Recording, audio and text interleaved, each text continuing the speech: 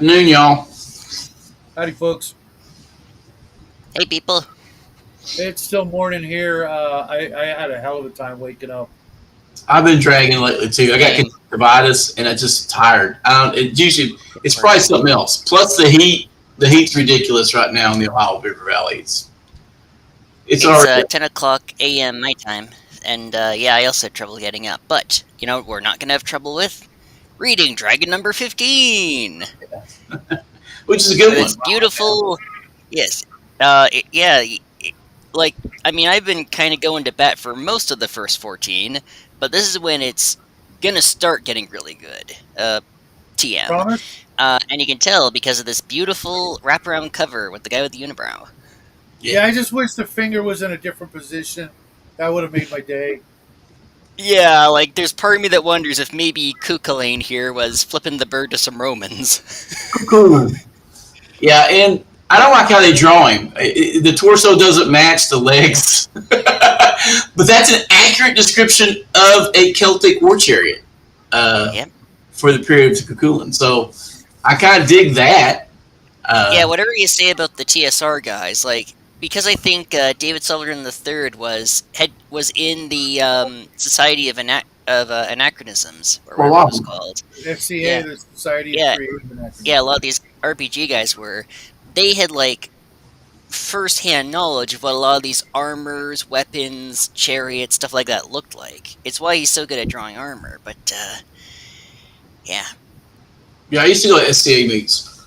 I like it, but it's like a lot of things that are interesting. There are people who are really into it that just put you off. like me. No, no. If you've been to an STA tournament, you know what I'm talking about. Not yet. Maybe someday. I was in it for Well, a a lot while. of these guys made RuneQuest, so that's not too surprising. The cringe has been around for a while. Yeah, I Same. gotta say this is the first issue where I was like, all right, enough with the ads, which I'm normally big on. But and I have like almost every miniature in these ads. I have them. The Duck Vader, I've got it. The Stormtroopers with the bunny ears, all kinds of stuff like that. And I'm like, can we get a little more content? A little more articles that we can use instead Does of. Icon still exist? I Pardon? think Relparth went under business a few months back, sadly. Yeah, I'm pretty sure they're now owned by Iron Winds, and Archive is actually owned by the company I work for, Oh, Emperor's wow. Choice Games. And I don't think they have the Star Wars molds yet, but they may make some. But I've got like all of the Archive Star Wars rip-off miniatures, the Stormtroopers with the bunny ears. They made them like that so you could just snap them off, file it down, and you had a Stormtrooper to get around the copyright laws. The R2D2, I remember that one, yeah. the R2D2, his head is upside down, and you just snap it off and put it back to where it goes. And there's a whole bunch of different. There's a samurai Darth Vader, a Duck Vader, just a bunch of great humorous miniatures, and we're gonna lose them if we're not careful. The original concept art for I should- Darth Vader was very shogunette, Indeed. actually. So Oh yeah, like he's deliberately based off of like samurai and shogun and stuff like that. oh my eyes. But yeah, there was. Anyway, we've in the letters column Yeah. we've got them celebrating their third year in print if you count Strategic Review and Ado, and you got them really gassing up their re-release of the Green Magician, the upcoming Quad Keep, Gen Con 8. Yeah, the cost of that hardback quad keep $8. Yes. I've read it. It's nice if you want to run Greyhawk, but it's not that great of a novel. Andre Norton has written much Yeah, better. I really never got into any of the TSR novels, Dragonlance, or any of their world settings except for a very, very few. One it huge was dragon. really. I'm a huge Greyhawk guy. I like Greyhawk, but I usually run homebrew campaigns. But you could run an entire campaign in a single 60-mile Greyhawk hex and Oh, never have to touch. I ran Greyhawk for the early beginning of my experience playing D&D, but there came a point where I'm like, okay, it's all on me now. I got to come up with something because it just wasn't feeling it and everything. Having played so long, it was amazing. When I would read about these characters and they had one magic item, and I'm like, what? That's not how it works. Well, Well, shit. it depends how you run your campaign. I mean, Because it's hard to write, what a party would really have at about seventh level. You're looking at about 20 items, 20 magic items, and I it's think really that's a little excessive. 20? well, How it many depends on slots you got, man? Come on. half a dozen.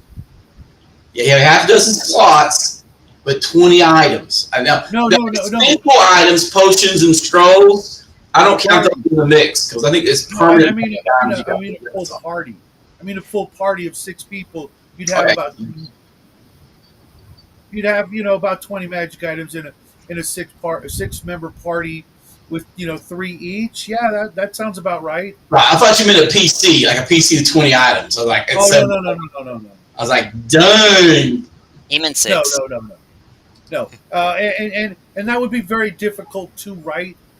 Keeping track of all of them. If you weren't a D&D player and you were trying to write a story like that, that's why the old stories, the characters had like one magic item, and that was a big deal. Well, it made it more powerful too. If you only had a singular item on an antagonist in a novel, the item was probably relic level or better. You could do a thing like superhero comics where Batman's got a utility belt with the batarangs and the foam and stuff like that, and Wonder Woman's got the boots to let her fly, the tiara, the rope, and do it where they Bracer. contribute to the kit, if you would, but not like overtake the character. Yeah, you think about it, Wonder Woman does have more magic items than Dr. Fate. She's got the bracers, the boots, the helmet, or the boots, the tiara, Girdle, the rope. bracers, rope, tiara. They were all magical. Dr. Fate had an ankh and a helmet. And Doctor Strange had Doctor Strange had the amulet and his cloak. That was it. That's it. But granted, with Strange, those are both artifacts. At least they called them artifacts in Marvel. Yeah. Anyway, we're getting sidetracked. We're good for that. Dragon magic. Variant rules for your campaign. This one was all right. I've seen other articles that popped in my head where the spells are more powerful when cast by the dragon, but this one was the first one where it just did. It could do weird stuff with its breath weapons and create tokens mainly. Yeah, it had some good stuff, but I was really hoping for more because I was telling you I'm running my players against some dragons, and I'm just like, yeah, I can come up with better than this. Just it was okay, and it was probably great for the era. But I was noticing when I was reading this that they're still writing as if everything is white box. You know what I mean? They're still using, phrases and nomenclature from white box rule system, and I'm like, yeah, aren't they already into AD&D by now? But I guess that's still Not all the books aren't printed yet. yeah. It was like, so I had to, then rewind my brain to go, okay, if this was white box setting magical editions for dragons, then it fits. It works. There's something up with that Canadian internet going on today, bud. Although I did find that spell that locks metal things into place could just fuck up your paladin and Yeah, his footplate or his chainmail. Suddenly he's like, I can't move. Oh man, that would be such. I did like the concept of them being able to say my breath weapon is a charm this round. I just breathe like a heavy breath, and everybody say versus charm.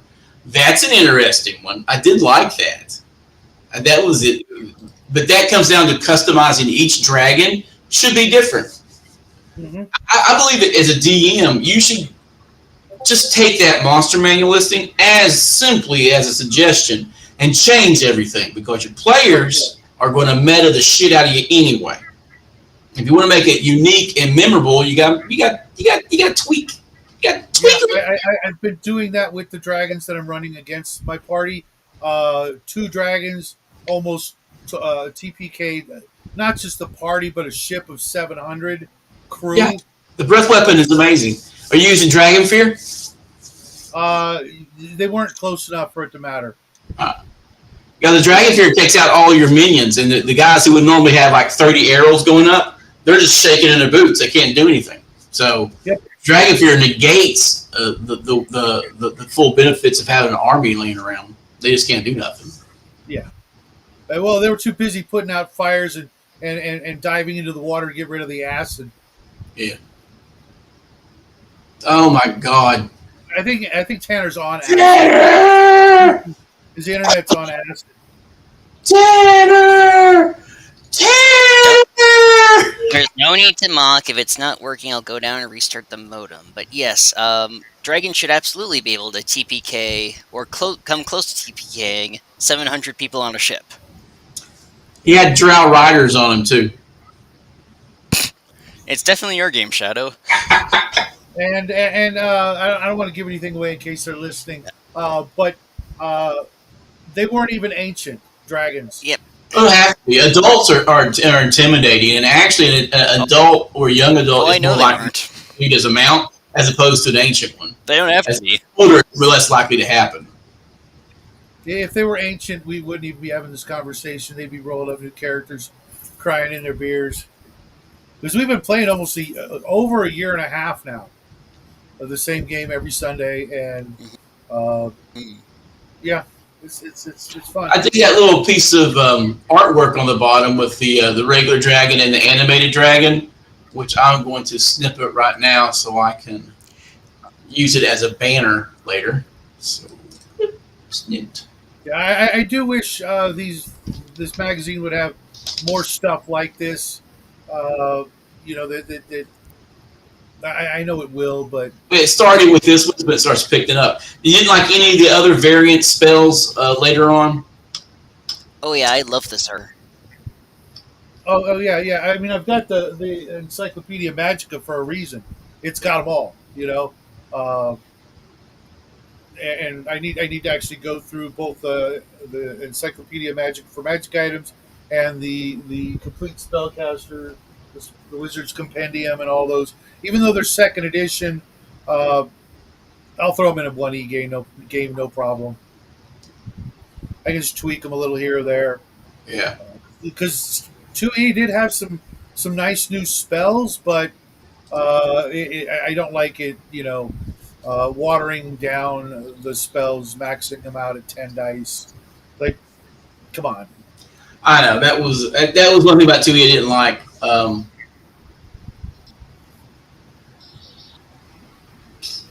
But I kind of get it. I get why they did it, but it was just unnecessary. Well, no, it was in line with their watering everything down to make it a little more difficult. They thought, like with the treasure table, same percentages but half the money. That right there. When money is a huge factor in how high. And how you didn't get XP for gold though. Yeah, you didn't get XP for gold in 2E, so it didn't matter. But it's not just the gold, but it is the gold.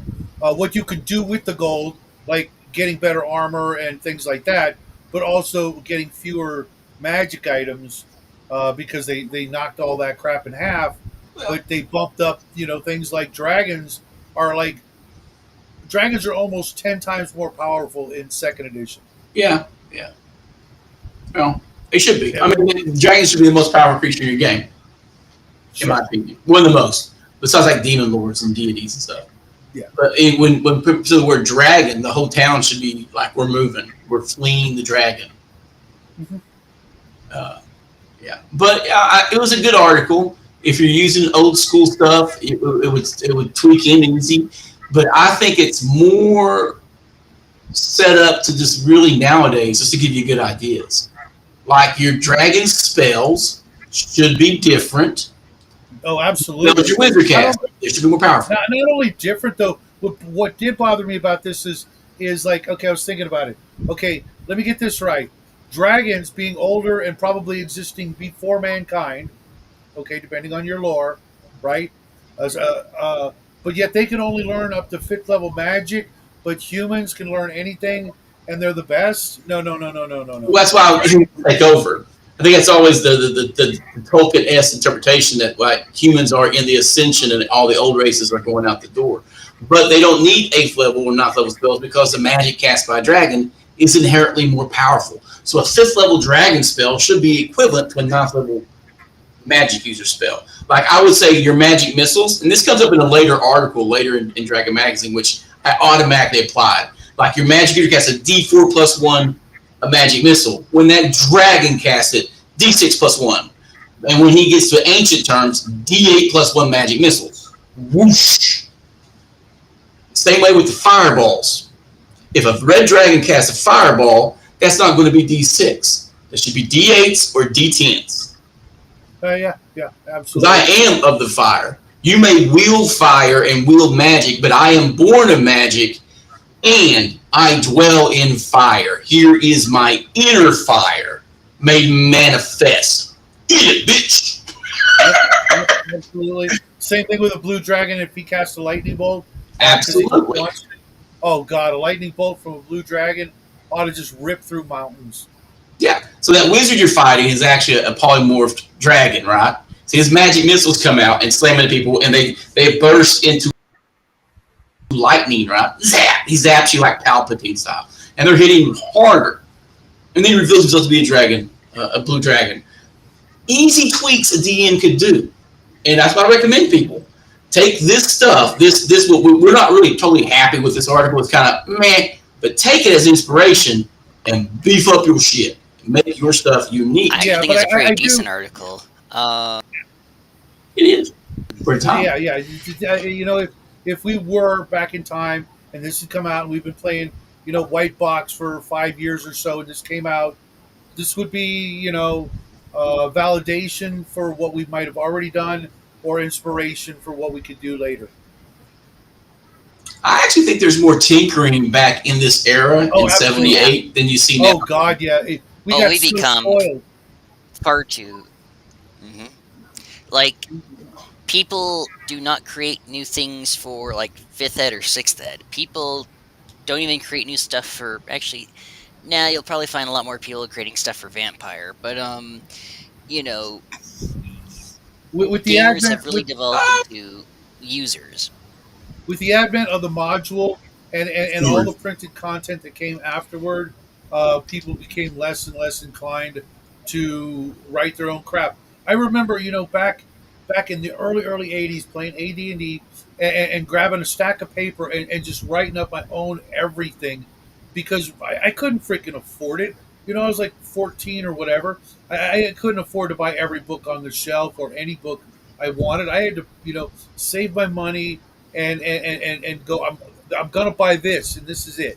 Every penny I got is going toward buying this one book, and then I'll, go grab some paper and make some stuff up.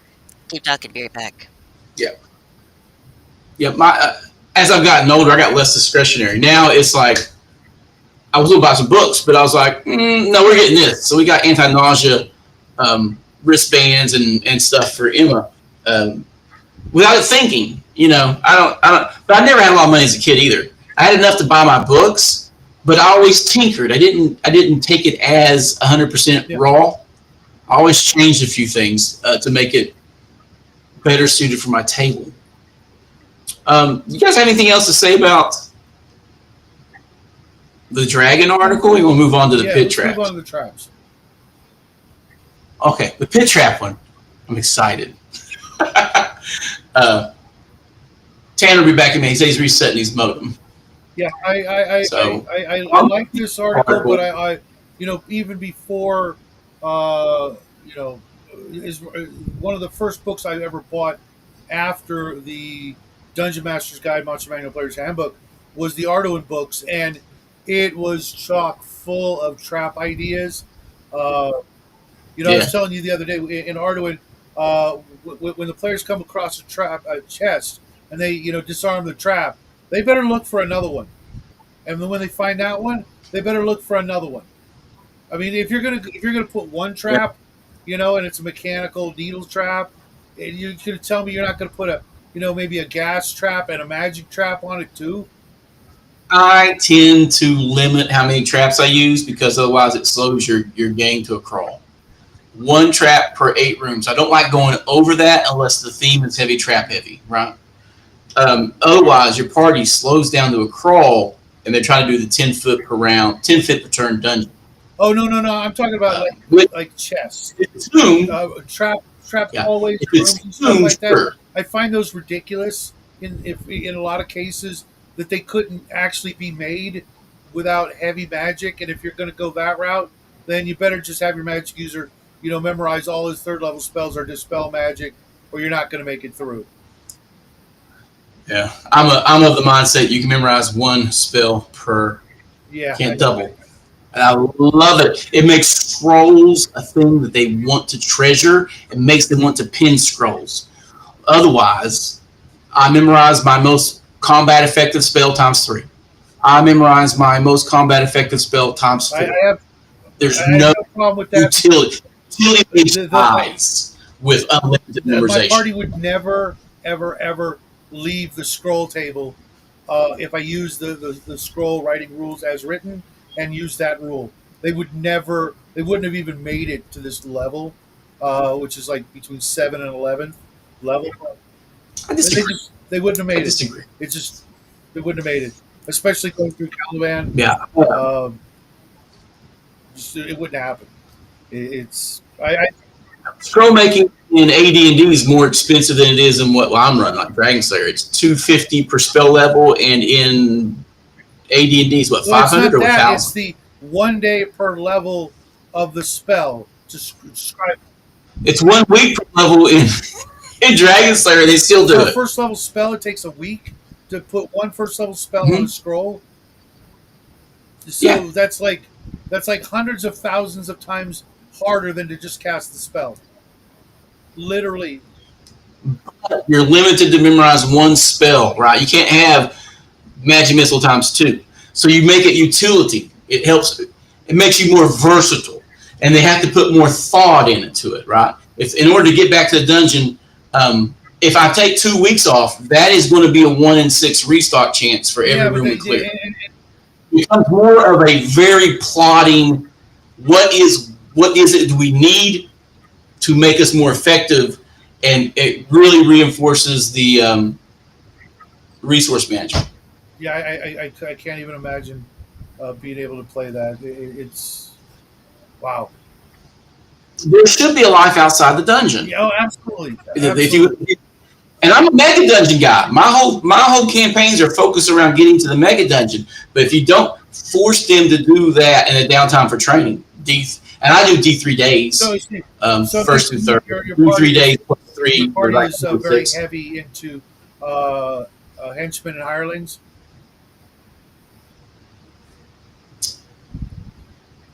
Not when they have to pay them. Not when they have to split XP with them. Yes and no. It depends on the dungeon they're going towards. I've noticed in certain ones they don't do it, and I have one group that is like, no, we're done dealing with them. Another group that is always about getting them. It's a people thing. I think it's a mindset, and it depends on the dungeon. Because in one campaign they have to go up to Highfell, which means if they have any hirelings or mercenaries they have to get, those guys have to agree to live on a floating island full of monsters. Therefore, they're less likely to do it. They want higher pay. And the other one, we just rotate them out when we go back to the dungeon, and the 0 level guys become as much of the party as a first level character. Yeah.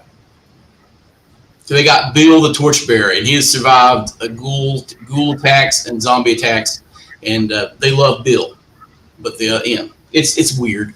Depends on your party and how you play up the NPC. I've got different people in the party, that have exactly different, completely different opinions. Uh, What I've noticed is you'll have 1 to 2 people who take care of all the baggage train. And that's the guy that has all the hirelings, and you have 1 or 2 people who don't want to run more than 2 characters. I got a guy who plays an old school guy. He doesn't play more than 1 character. He yeah, hates it. So yeah, no henchmen. Justin's like that as well.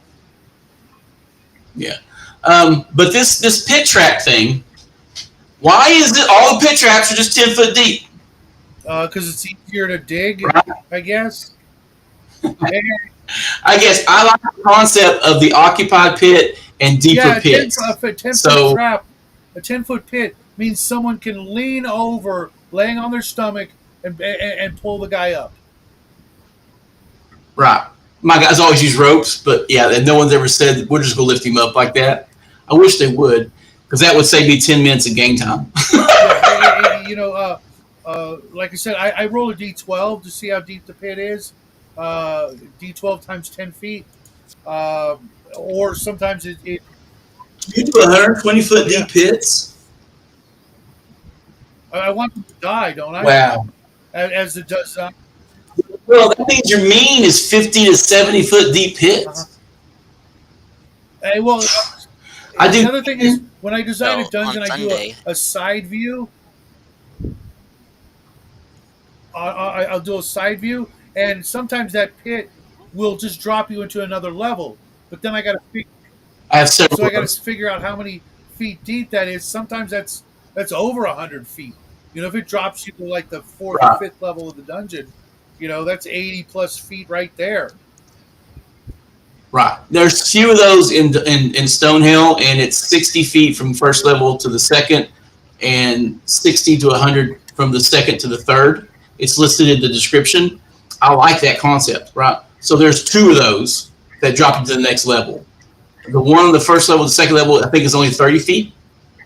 So it's a 3d6 or 4d6 drop, and you go deeper. I like having a small thing, and Gillespie's mega dungeons have really made me customize them for the dungeon. I have a generic one. It could always be 10 to 20 feet, occupied or spikes, and then there's always the special. And you keep extra cards for the special pit trap, which is occupied like a ghoul pit. The obulette, which is permanent magic, darkness, and silence. And I know it's magic intensive, but with Stonehill, it's a chaos place. So these things are created by pure chaos into being. I like the two. And then there's always the bottomless pit. There's a 1 in 8 chance in Barrel Maze, fuck you, you're dead. Same with Highfell. You rolled an 8, fuck you, you're dead. 30d6. You fall from the island all the way down. well, we're playing that on Sunday, and yeah, Oh, that's so nuts. I love Highfell. It might have passed up Barrel I Maze. know what you guys are talking about. And I bought swag for Barrel Maze. Mega Dungeon that he runs and I play. Yeah. Okay, yeah, I have, I haven't been in a named dungeon like you guys are talking about in 40 years. Back Yeah, to open invite. I run 2 a week. yeah. That's on a Sunday I'm one too too. spoiled. If you're curious. Sunday, I joined the table game locally, Tanner. Some buddies of mine, what threw me off is on a Sunday, I was like, all right, we're not doing our travel, we're focused on this. I wish I had the time to squeeze in one more game, but I don't. I just don't. I had decided to join a local table game because they just switched over to Dragon Slayer, and I was like, I'll do it. And I was like, I'm gonna play in a table game locally on Sunday, which is usually verbatim. I don't do anything on Sundays. But I was like, sure. And then 10 minutes later, Miguel invites me to play Wretched playtesting and stuff. In that, I'm like, I just agreed to join another game, dude. If this falls apart, I'm back in playtesting. Caught me off guard. Yeah, but I like Mega Dungeons to run it. Make it simple. But what this article does is it turns your vanilla 10-foot pit into a random chance. And I highly recommend make your players roll that dice, put their fate in their hands. And it has bottomless pit, 99 to 00. Screw you, you're falling forever. 2% chance you're just dead. And it has a teleporting pit and then the occupied pits. But it puts like NPCs and people you can rescue into the pits, which I think is weird. Right? Tied or chained down citizen, tied or chained down specialist, tied or chained down monster. That's dumb.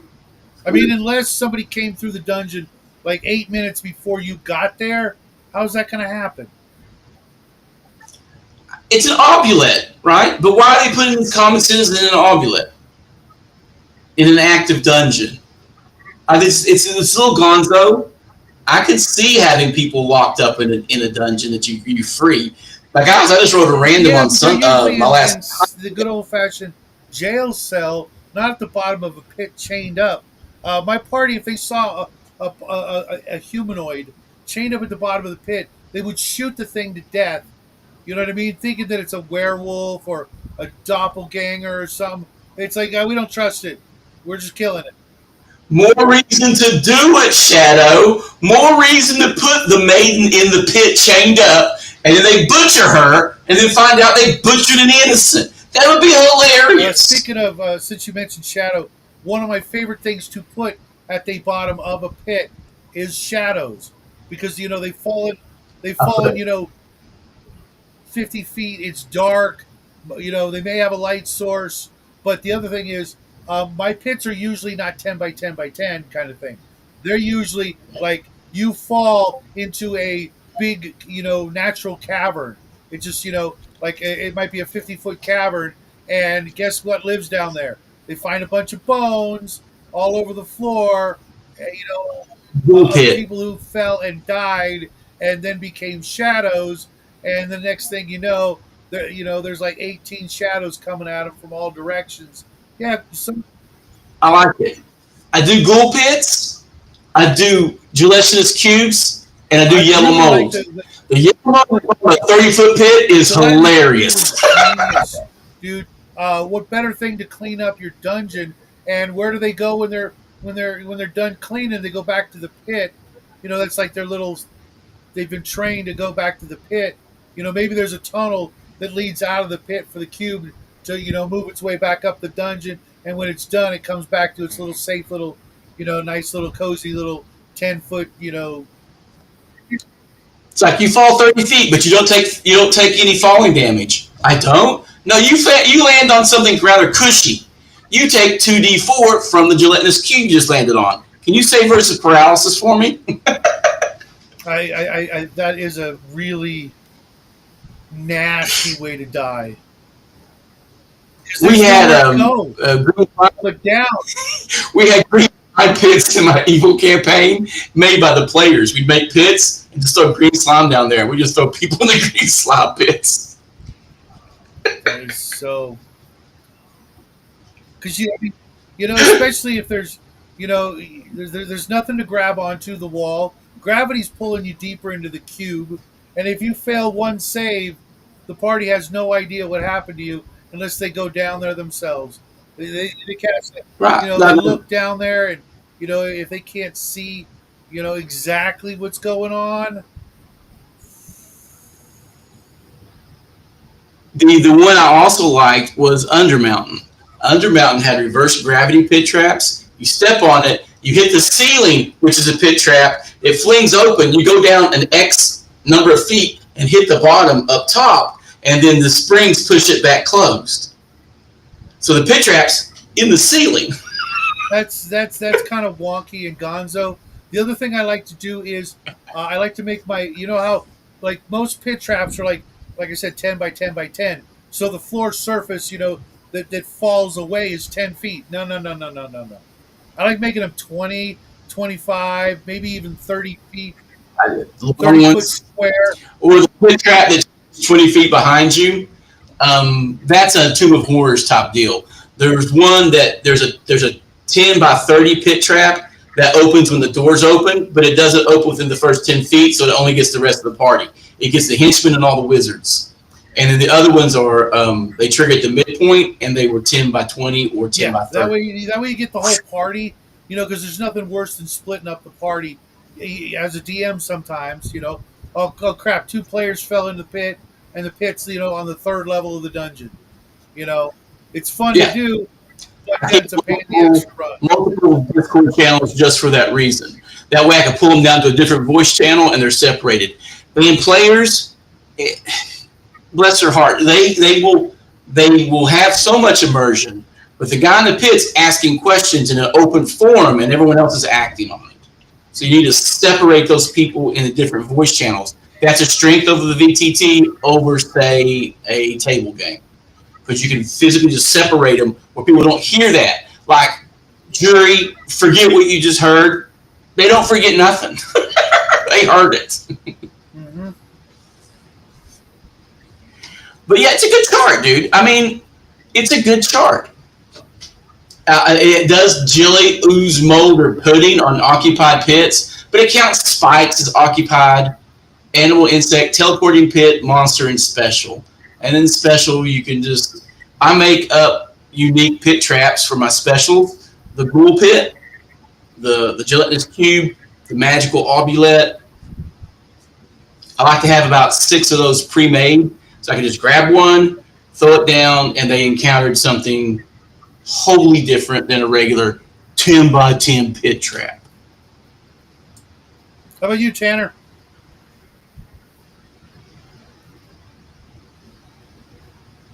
Really? Tanner's fighting the internet goblins Yeah. today, man. Again. What's going on in Canada? No idea.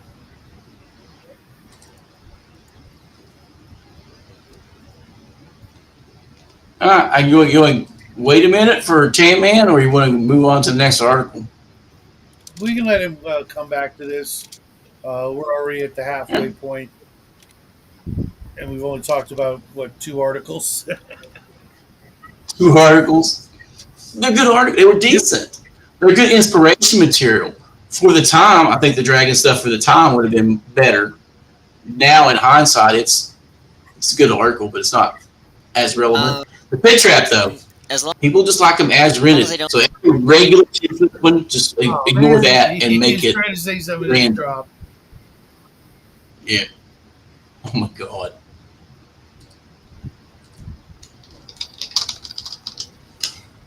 That's just hard. I've had those days. I've only had it affect me bad enough to cancel once.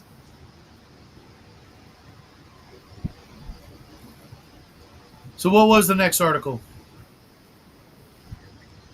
Rain.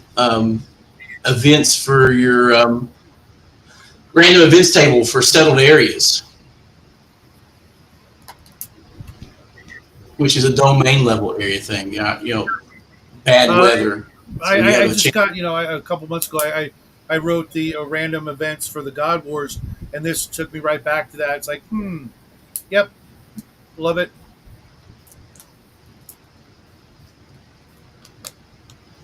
Terrorization of outlying villages by monsters, etc.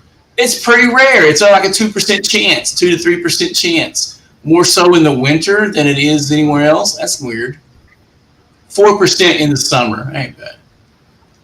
But usually it's just something minor. No usual events are pretty high rolls, heat wave, drought, stuff like that. So I'd use this chart if I was in a pen. It'd work. In a role I was doing game, I don't have time for this. I just, Not doing this is strictly for domain level. Are you guys doing domain level stuff we or just adventure? like I said, the party is between 7th and 11th levels. So some yes, some no. They're some of the party have built their own airships, and they're doing trying to find an island somewhere to start doing their domain play. But normally I find that I don't need to go look up a chart to roll what's going to happen next. There's already so much going on. I don't need to randomly, Right. you know, I can just pull something out of thin air if I need something, which is, like a couple weeks ago, the party was sailing, and I just pulled out of my, ass an encounter with a submersible vessel that was full of people wanting to do some trading. And I just ad libbed all that right on the spur of the moment. Okay, it's not a hostile encounter. It's a beneficial if the party wants to. They ended up having a party with these sailors on the top of their submarine. You know, Oh, I bet they did. it was fun. I even actually made some AI art to depict it because it was very unusual and very memorable, and they got some new contacts, and open up some possibilities for some romance because the crew was mostly female, uh, and except for the leader. So you're saying that boat was cursed. But I could just it's like weather tables. I despise weather tables. Yeah, people really like the hex flower. I don't. It's I don't like retarded. it. It just seems like it It's takes it's more time in retarded. the game. I look out my window and go, "It's raining. It's sunny." Just based on what my Well, weather's been for the I last three tell the days. people in my game, like they were laid up for winter because they couldn't sail because the water around that particular area was frozen solid for the most part. They weren't going to sail their ship, so they were stuck there. Now it was spring. Okay, well it's spring. Is there any storms? Fuck no. Is there any bad weather? Probably not. It's probably great. They could. That's why they're sailing because it's spring and summer. It's built in. Like you said, when it's winter or fall, if I look out my window, like, yeah, I want it to be raining, it'll be raining. I'm in charge. Not Yeah. not some silly chart that doesn't make sense. It's raining. Some people fall in love with charts too. People like dropping dice. They like dropping dice. I noticed in the average, it was in a Lamentations game when they used the hex flower. It took 5 minutes to determine rain. It took 5 minutes per day to figure out the weather. Out of a 3 hour session, it took 5 minutes Like I said, on and average. like Shauner said, I'm a control freak. It's my fucking game. I won't use dice unless I absolutely, are required to by, combat or things like that. I don't need to roll for this crap. I mean, what do you think, Tanner? Tanner, you're back. It's having such a hard time.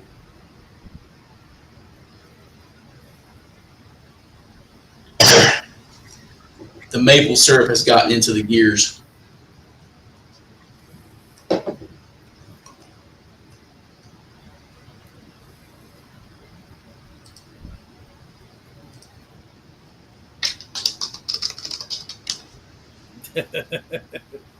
It's okay, Tanner. We get it.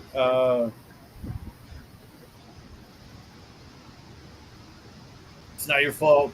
It's not my fault. It's rough. It's rough. I remember just playing first person shooters, and when I got lagged out, I would absolutely lose my mind. I couldn't stand it. Like, oh. Now, did you read the Monty and the German High I Command, tried.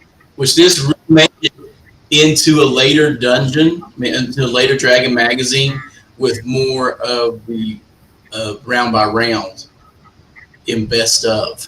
Yeah, I did. I also have the game that this inspired or was inspired. It's like it's an Avalon Hill, or it's one of those little mini games. Those like pocket games. Yeah, Castle something or other, Vulcanstein or something. Where you Volkenstein. Was it Volkenstein? The no, it's V? something like that. Falkenberg. I don't remember. I have to, Valkenburg. That sounds familiar. uh, where I love that one here back in the and I might day. have an extra copy of it, but you can get all those old games for nothing. It's still sealed. But it was like who would win a troll or a guy with a machine gun. It's all of that. In a little mini board game where you've got all kinds of different modern troops and fantasy troops trying to go at it. Defending It's fun. or It's fun. I actually like this article. I mean, I like the story because I war game and play tabletop RPGs. So for me, it's like awesome. It's both. I get both. So I dig it, and I could see this being a fun evening. It's a one-off yeah, thing, it though. definitely is. You got to be in the mood for it, and you got to have the right players and the right GM, and you know, I can see it, on a like a very specific day of the year, maybe, making this a thing that you do, and if you get people who want to be part of it, cool, and Con game. Be yeah, good for a yeah, con. that was the next place I was going to go with that.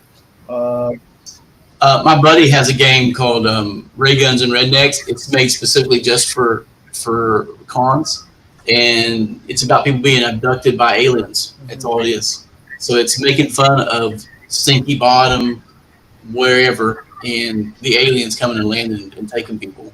It even has a character named the retarded paperboy. that sounds like an Eldrad piece of. I'll send you the rules here. Ah, crap! I had to hit make a Ray up. My I switched computers, so my bookmarks are gone. I need to find that again. So Did I'll send it Eldrad to you. make? Did It's Eldrad make hilarious. that? No, no, buddy of mine who's a pure Oh, war gamer. Ray oh, okay. Redicker made it.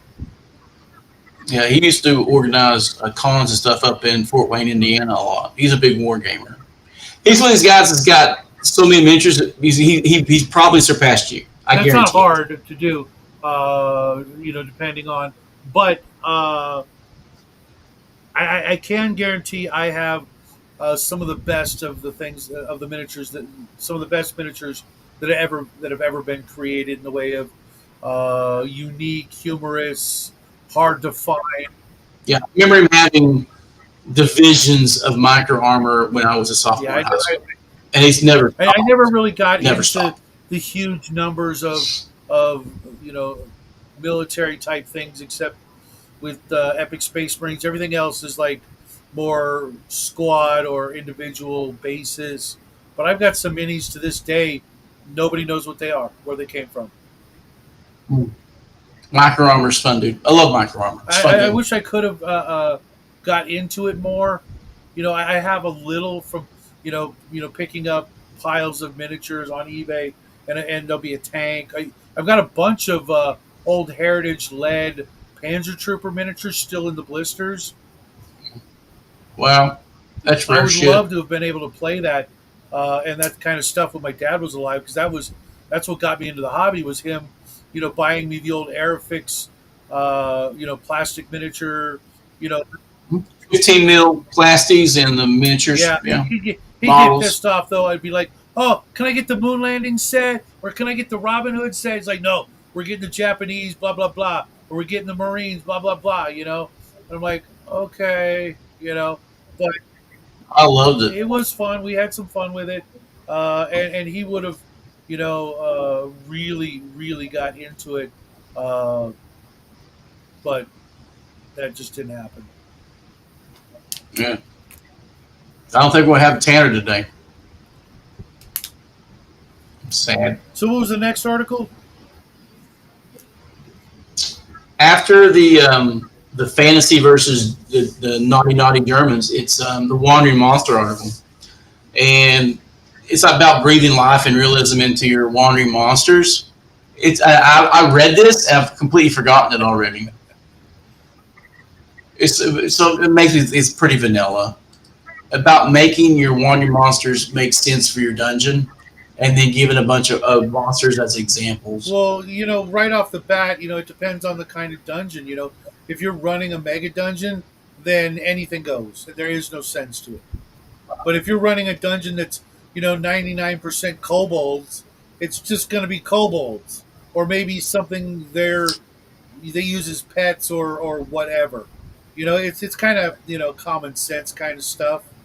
You know, Right. And expand your wandering monsters based upon actions. My guys activated two barrel guardians in Highfield, and they ran from. They webbed them and then they ran. So now it's skeletons and the walking around statues. So their actions, if they release a creature, it should add to the list.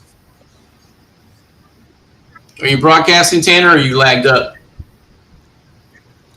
It's got almost all my bars, so I'm gonna assume that the internet's back for now. cool. Do you All want right. to comment on anything Everyone that we can hear passed me you by with? okay? Pit traps. Oh, I didn't I hear would. you. I said pit traps, and then with that we went on. Pit traps. Right, go ahead. Um, yes, definitely see it expand.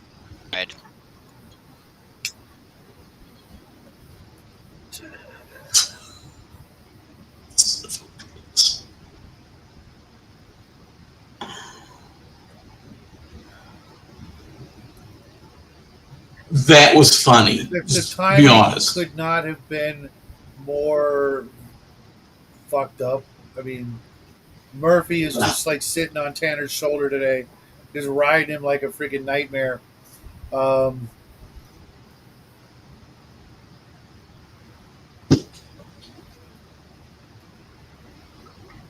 That's messed up. we got a little comment here from him. No, I guess that's yeah, just ow. Just, that's brutally painful.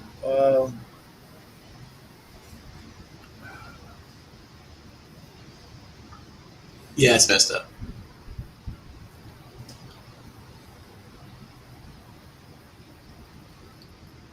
So moving right along, wandering monsters. Yeah, just make them your own.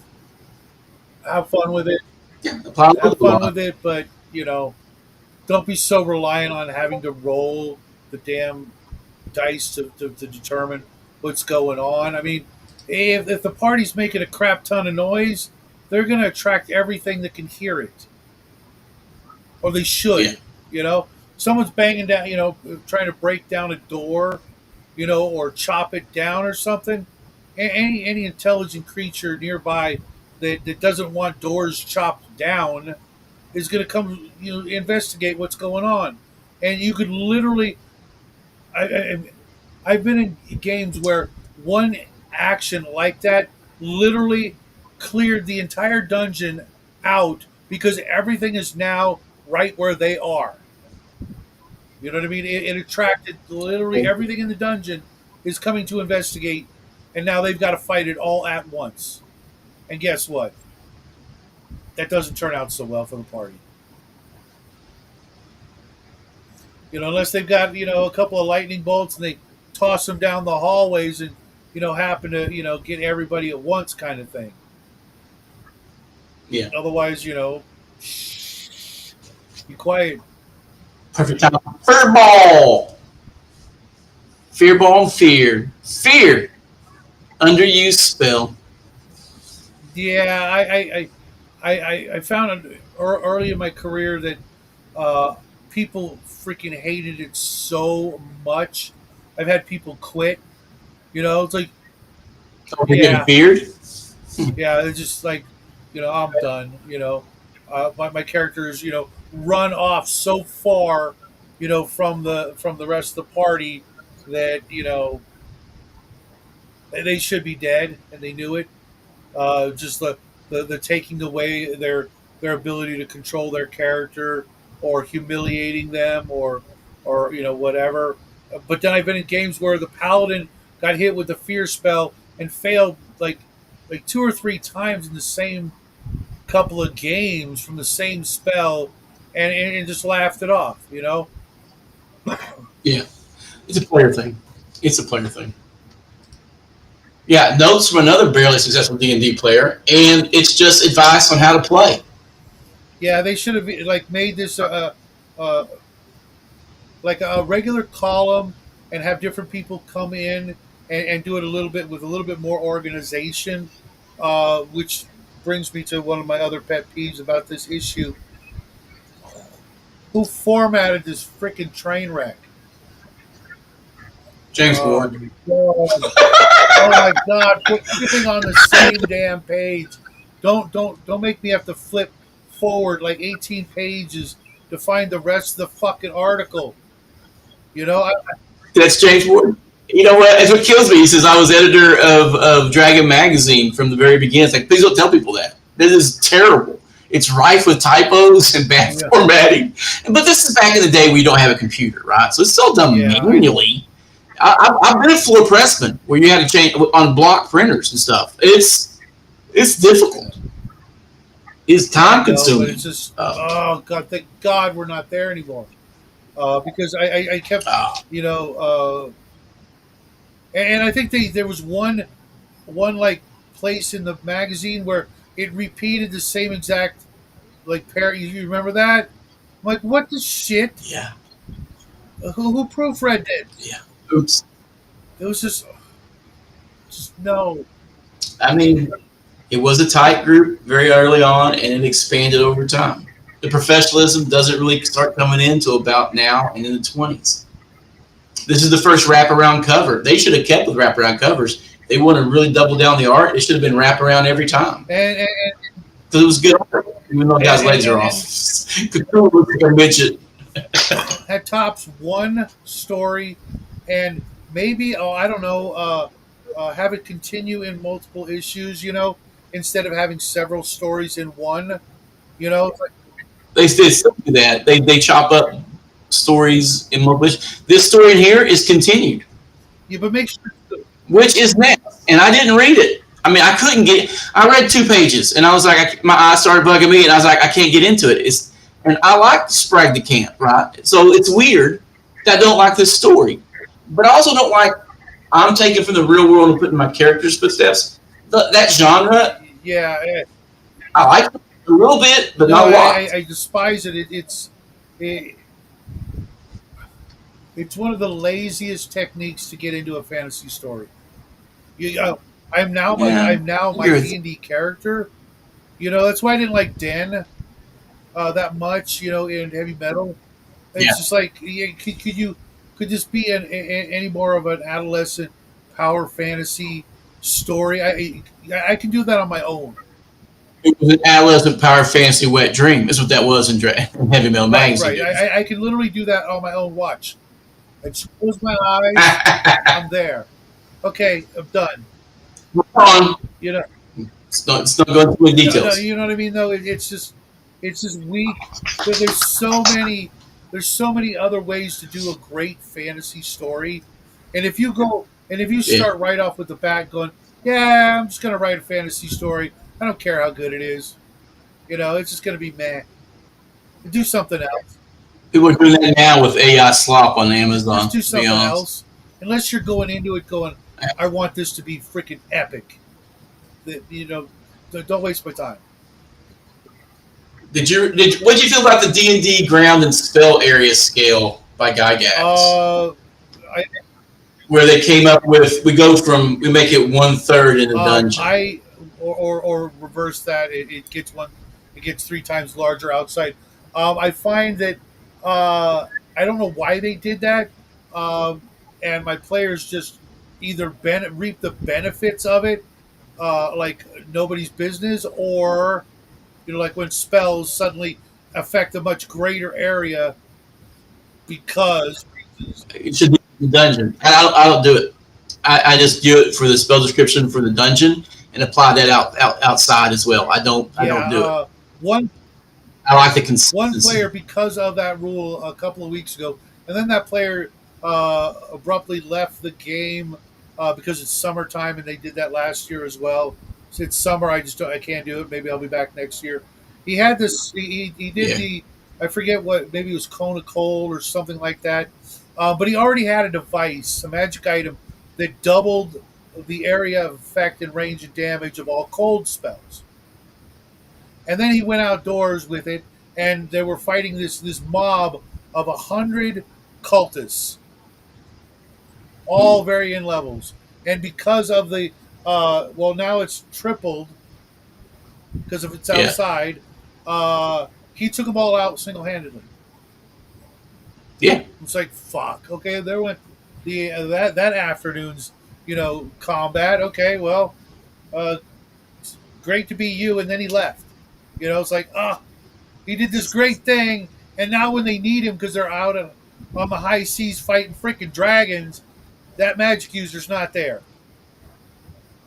Take that cold, fire dragon, cone of cold shit. Well, You know, the Magic versus the Dragon in AD&D is a rough fight. You got to win.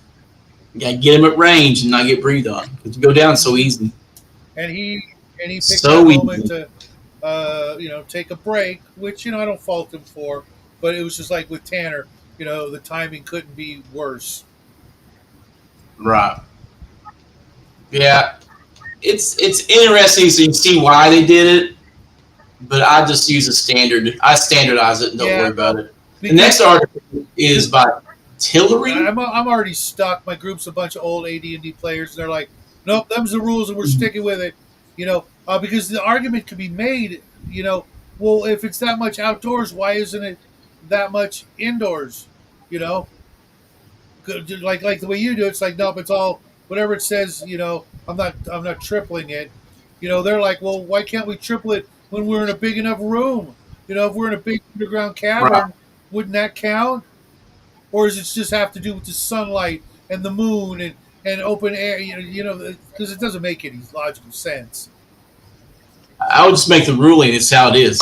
Then not worry about it. Because when they argue the rules back and forth, it just eats up time. Eats Yeah. up time. Pac-Man's it. Now the next one's just random charts for weather. More weather It's charts in the absolutely wilderness. lame. If you can't figure out, we've got the freaking Weather Channel 24/7 on our phone or whatever you want. If you can't figure out and make the call, you know, what's just figure out, what month is it, and where do they live? Or where are they right now? They in the desert? Well, it's going to be hot. It's nighttime. It's going to be cold. You can get yourself one of those Indian weather prediction devices.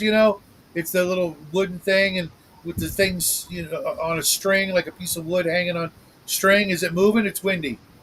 If it's wet, it's raining. Yeah. It's that fucking simple, people. If you need to, make up a fucking flow chart to figure out, a spreadsheet to figure out what the weather's like at this particular moment, you suck as a DM. Yeah. Did you read this whole examining movement tactics for Stellar Of Conquest? course not. Me I neither. have the game. I glazed I really over. wanted to like I said, I've got a sealed copy. I really wanted to love to play the game, but having read the article, I'm like, yeah, I'm never opening it. I know I won't like it. It seems a little clunky. Hey, we ain't got anybody talking today. We're just talking to the ether. If I was going to play Stellar Conquest, I might consider it, but I already understand movement tactics, and it seems like it's got extra movement phases that seem a little extra. That's a little Seems a little special. extra, but yeah. We both agree we didn't like the Sprague the Camp story. Yeah, unless it was a one of my top three favorite authors, I'm probably going to skip them. Just Yeah. Now the cartoon though, Phineas. the Phineas Fur, Phineas runs. People forget. You don't have to fight every encounter. Phineas led the way back in the day. I run. I leave the fighters Yep. to their fate. Yep. And it's it's Gron, the anti paladin. He's chaotic evil and he doesn't care. Um, what do you think's going to happen? The DM pulls out a freaking NPC like that. Um, you've got two choices. Well, three. You outthink the DM because there's more of you than him, and you come up with some crazy freaking harebrained scheme to defeat the big badass NPC. You run, uh, or you stand and fight and probably get your asses handed to him because he's put in as much work to this NPC to to come up with strategy and tactics and special moves. He's got just waiting to throw at you. Well, the only way to foil all that crap is just not be there. Yeah, just run. Not every fight needs fought. Sometimes you just run. Some players have a hard time with that though. They don't run from counters. Yeah, yeah.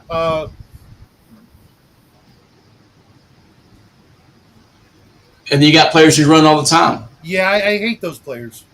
If you're, You if got you people literally, I mean, I get it if you're running a wizard or a thief, you shouldn't be fighting. But getting the fighters to run, you might as well say, well, this is a thief adventure. You don't need to be here. The fighters want to fight, and the fighters should stand a chance at winning the fight.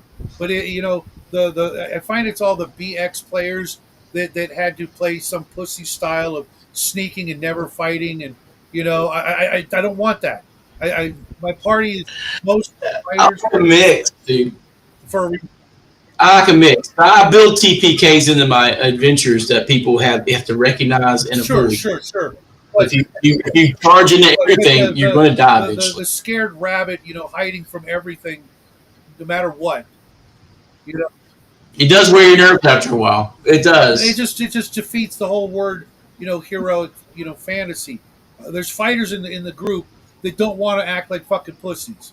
They want to know that they can hold their head up high, and yeah, they're gonna maybe lose or get their asses handed to them occasionally, but for the most part, they want to go charging in and swing their swords and do their thing. I lost a character this last Saturday. The first character I've had killed uh, in the 3 or 4 years that I've been playing online, because every DM just doesn't want to kill player characters, which I find grotesque. But let me ask you a question. You got a party of 4 first level characters, right?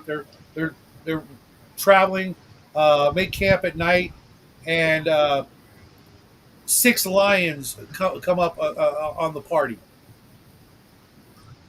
Yeah, you should probably run. You can't outrun a lion. And Yeah, lions don't actually climb trees, so you just got to get there was an high. 8 foot tree. Yeah, that should be enough. No, lions can climb trees. Fuck Can yeah, they? they can. And you can't outrun them. Period.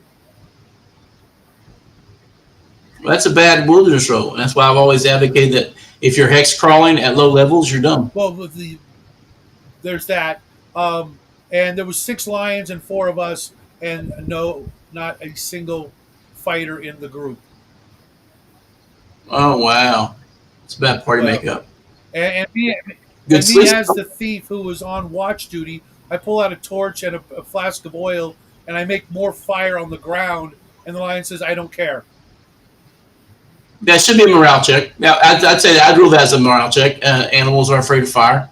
Especially when I make Um, like a wall of fire in front of me, and it just said, "I don't care. I'm yeah, going to kill you." Not to mention that a mm, lion is like one lion would take out the whole party in actual melee. yeah. 3+2 hit die. I think they're 3+2, 3 attacks We're around with actually a playing rake. Shadow Dark. Okay, I'm already disinterested because of Shadow Dark. So it's BX lines, 3+2 hit dice. They may not get the rake.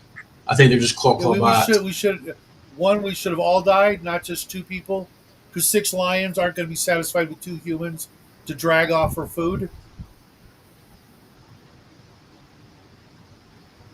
Yeah, Yeah, it depends how you play it, man. But yeah, that's just a bad roll, I guess. That's someone going pure what the table says. That seems high for wandering monsters for a bunch of lions, though. yeah. I would have made it something else because there's no way. There literally should have been no way anybody survived that. Two Yeah. clerics who had to roll to see if their spells worked, and 2 Uh, thieves. There's no way they're going to win. One lion would take them all out. yeah, there. Let alone 6, and you can't outrun a lion. You can't outclimb a lion. Yeah, Yeah, I think that's it for this issue, dude. The the Wormy picture was just a single portrait from the last session, so It was the last yeah, book it was cute. It would make a really good T-shirt. or poster. Blacklight poster, yeah, baby. Hell yeah. I mean, it was an all right issue. I liked it for the pit It was a little traps and the better in the dragon way of magic. information than the previous couple, if not most of them. The Metamorphosis Alpha, you know, that's so niche and uh, back in the day kind of thing that I only know one person who plays that game, and that's because she played it back in the day and wants to keep playing it. Cool. I couldn't pay people to come to a Metamorphosis Alpha game online. It's just Yeah, like, nah, sorry, I don't want your $10. I'm busy. You know what I mean? It, yeah. The next one's got I don't know, a couple good articles, big story, why clerics and magic users can't use swords, and a big in-depth article for the ninja NPC I class, the I DM really skill. loved those articles because I have them in the Best of Dragon magazine. I absolutely, I'm a huge fan because it doesn't have to be. See, here's the thing. Like with monks and everything in the Oriental Adventures book, um, I don't see why you can't. Like there's this guy. Every time I bump into him, we have the same argument that monks should only live in an Asian setting on your world. I mean, if you want to do Asian monks like that, sure. But I do love the best interpretation for the Occidental monk is Dragon Slayer by Greg Gillespie. It makes a staff, makes it Little John, dude. And It's yet, amazing. hold on, no, there's actually a better one. Beastmaster, the king, the little kid, and John Amos, the black guy. Yeah, Those guys were fucking monks. And yeah, but they were definitely Asian. pardon me. They were definitely an Asian stereotype. It wasn't an Oh Occidental no, monk at no, all. They were right, but Asian. they didn't have to. But see that I don't like the forcing of the Asian, look. You know, Well, they did that in Beastmaster too, they though. weren't Asian themselves. Maybe it was inspired by, but it clearly looked like it was just a martial monast, organization. But how it played out in the film, not the actors. I get you. Why I do get you. you like in my world? You could be a samurai and not have freaking slanted eyes. Okay, you want to be a black Yeah. guy who's a Have samurai? you seen? Have you actually seen the Dragon Slayer monk? No, I haven't. I haven't actually read I'll, any Dragon. I read I'll Dragonbane, clip it. and I used to get them confused, but now I know that I absolutely despise Dragonbane. Oh yeah, the damn duck, dude, killed me. It was just no, it was everything about the rules. I could get past the duck. That's fine. I liked Howard the Duck. I whatever you want to do that. That's fine. It was the rules were just watered down tripe that I couldn't freaking stomach. I hate low powered, forced low powered fantasy. If it can't get bigger and better, I'm not interested. If I'm in the mood for something like that, I'll go read some Conan or some Cull, and and that Fair enough. fixes. I'm good. You know, but being forced to, it's like why I didn't like Dark Sun. The forced freaking poverty and scarcity. I hated Dark Side. People love it. I'm like, I hated it because I also just like Sonics. I was never a huge Sonics fan, so I was like, oh, For it me, it's like sucks. okay, so basically we're primitive cavemen living in a society that's actually better than that. But we can't have any metal, and we just have to constantly be foraging for a new stick to stab people with. It's definitely survival D&D. I didn't like it. I didn't like Planescape either. Outside of the core classic fantasy of Greyhawk, All those second edition shit they came out with, I despised them. Mazteca, the fucking Space Jam, Spelljammer, hated it. Hold on. I granted at the time I bought all that crap, but I was like, I don't like it. I just wanted to. I had so many more ideas You for the see rest that of it. shine? Yeah, I got Never been got rid opened. of. Couldn't stand it. Oh god, I gotta keep pulling it. Gotta stop pulling it out of the freaking shelf because I'm pulling off the shrink wrap. I despised all of that second edition except Ravenloft. I did like Ravenloft, but I don't think AD&D was the system to run it. I think it's better suited for Lamentations, or something like that. Why is that? Because it has all the rules for the 16th century type stuff. So the Okay. mid-century stuff fits well into Gothic horror as opposed to classic D&D fantasy.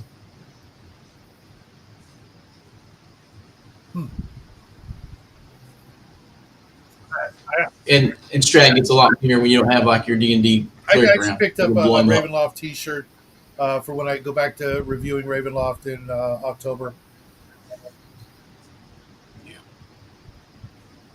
Well, I guess that's it. Tune in next week, Yeah, even people, with and for... without Tanner, we managed to go 15 minutes over. Oh, man, it kills me. His internet's bad off, And he's man. always so funny. It was fine earlier. It went to shit after we started talking. He's always such a fun guy to hang out with. So positive, etc. He's always hyper excited about the stuff we hate. That's a good That means it out. It's counterbalance. like, we should give it a second chance, but I still ain't like it. Sorry, Tanner. All right, well, I'm going to string.